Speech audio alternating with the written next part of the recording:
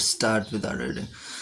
Law 7. Get others to do the work for you, but always take the credit. Judgment.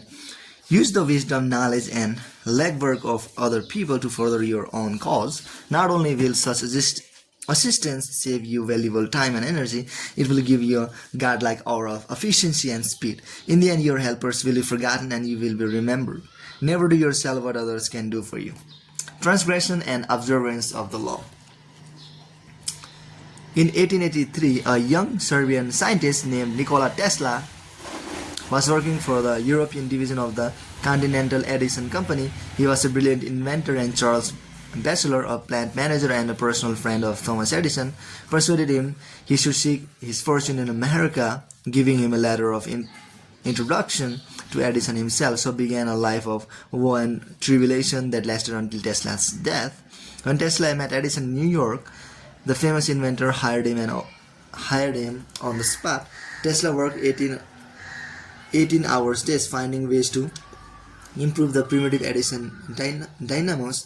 Finally, he offered to redesign them completely to Edison. This seemed a monumental task that could last years without paying off, but he told Tesla, "There's a $50,000 in it for you if you can do it." Tesla labored day and night on the project, and after only a year, he produced a greatly improved version of the dynamo, complete with automatic controls. He went to Edison to break the good news and receive his $50,000. Edison was pleased with the improvement, for which he and his company would take credit.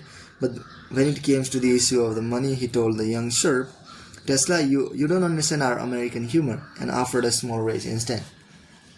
Tesla's obsession was to create an alternating current system, AC, of electricity. Edison believed in the direct current system, DC, and not only refused to support Tesla's research, but later did all he could to sabotage him. Tesla turned to the great Pittsburgh magnate George Westinghouse, who had started his own electricity company.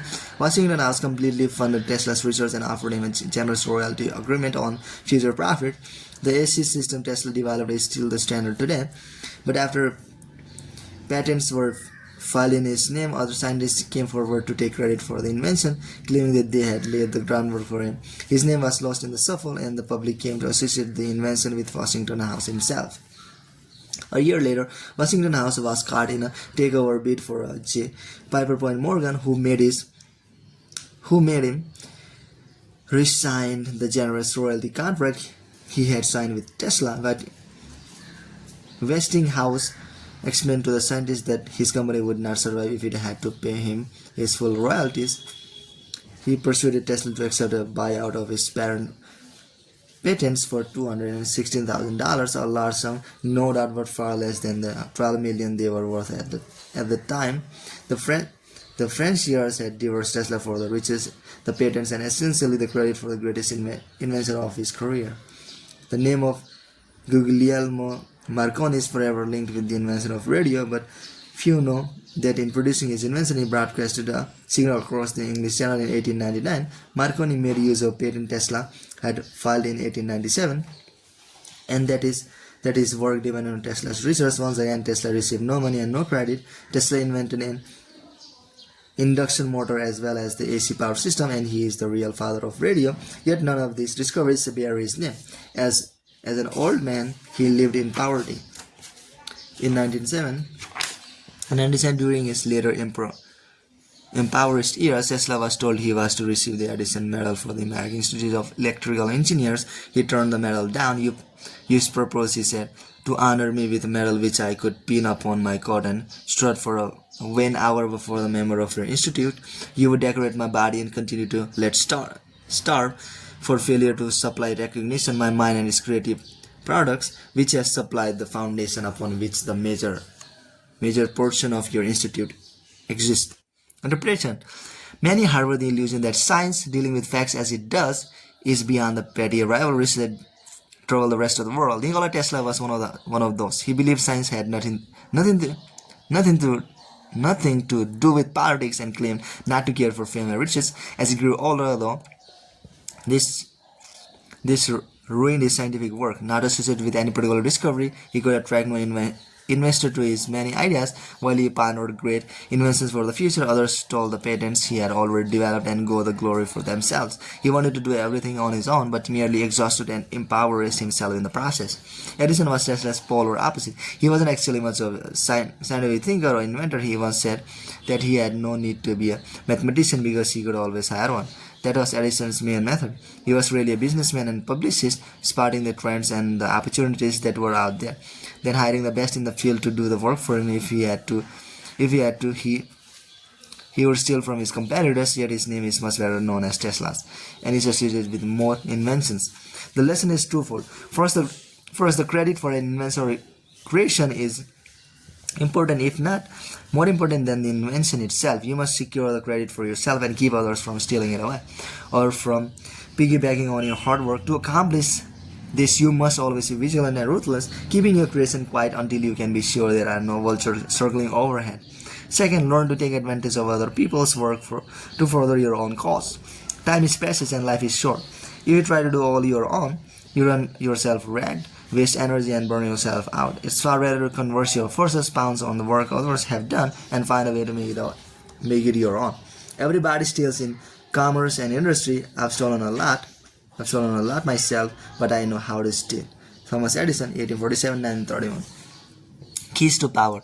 The world of power as the dynamic of the jungle. There are those who live by hunting and killing, and there are also vast numbers of creatures, hyenas, vultures, who live off the hunting of others. These latter or less imaginative types are often incapable of doing the work that is essential for the creation of power. They understand early on, though, that if they wait long enough, they can always find another animal to do the work for them. Do not be naive. At this very moment, while you are slaving away on some project, there are vultures circling above trying to figure out a way to survive and even thrive off your creativity. It's useless to complain about this or to wear yourself ragged with bitterness, or as Tesla did, better to project yourself and join the game. Once you have established a power base, become a vulture yourself and save yourself a lot of time and energy.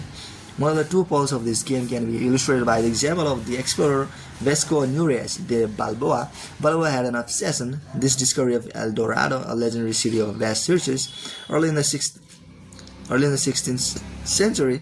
After countless hardship and brushes with death, he found evidence of a great and wealthy empire of the south of Mexico and present-day Peru.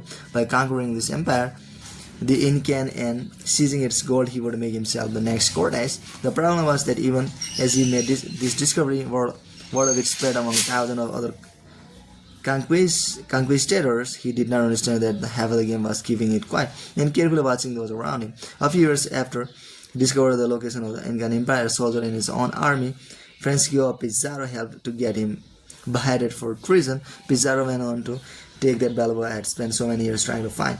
The other pole is that of the artist Pedro Paul Rubens, who late in his career found himself reduced with requests for paintings. He created a system.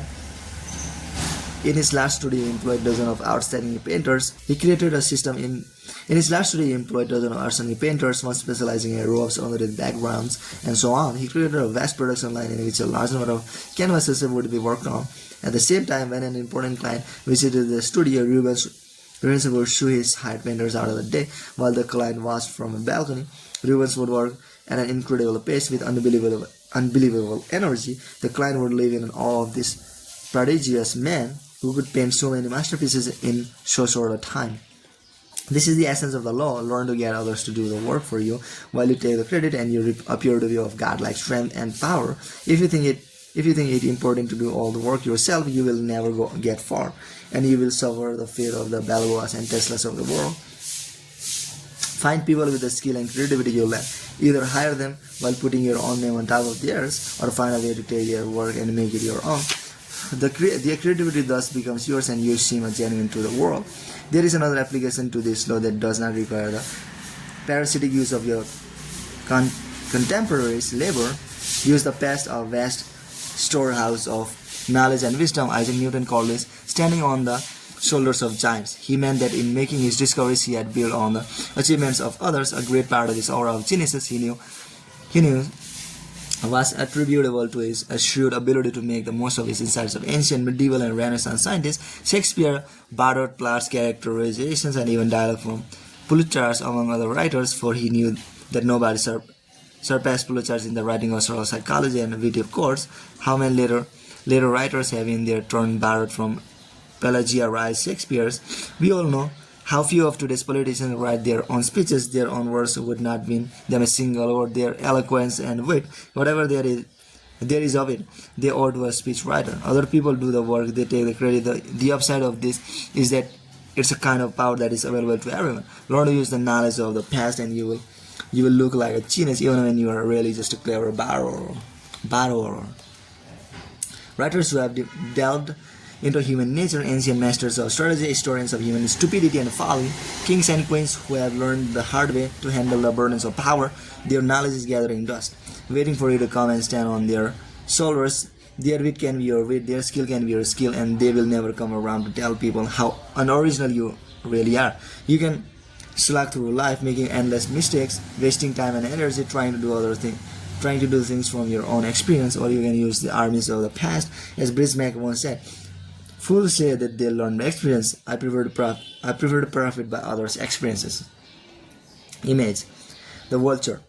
Of all the creatures in the jungle, he has it the easiest. The hard work of others becomes his work. Their failure to survive becomes his nourishment. Keep an eye on the vulture. While you are hard at work, he is circling above. Do not fight him, join him. Authority. There is much to be known. Life is short and life is not. Authority. There is much to be known. Life is short and life is not life without knowledge. It's therefore an excellent device to acquire knowledge from everybody. Thus, by the sweat of another's brow, you win the reputation of being an oracle. Belshazzar writes in 1601, 1658. Reversal. There are times when taking the credit for work that others have done is not the wise course. If your power is not firmly enough established, you will seem to be pushing people out of the limelight. To be a brilliant exploiter of talent, your position must be unshakable, or you will be accused of deception. Be sure you know when letting other people share the credit serves your purpose. It's essential important to not be greedy when you have a master above you. President Richard Nixon's historic visit to the People's Republic of China was originally his idea, but it might never have come off but for the deft diplomacy of Henry Kissinger. Nor would it have been as successful without Kissinger's skill. Still, when the time came to take credit, Kissinger adroitly let Nixon take the lion's share. Knowing that the truth would come out later, he was careful not to jeopardize his standing in the short term by hogging the limelight. Kissinger played the game expertly. He took credit for the work of those below him while graciously giving credit for his own labor to those above. That is the way to play the game. Catch you in the next video, guys. Bye.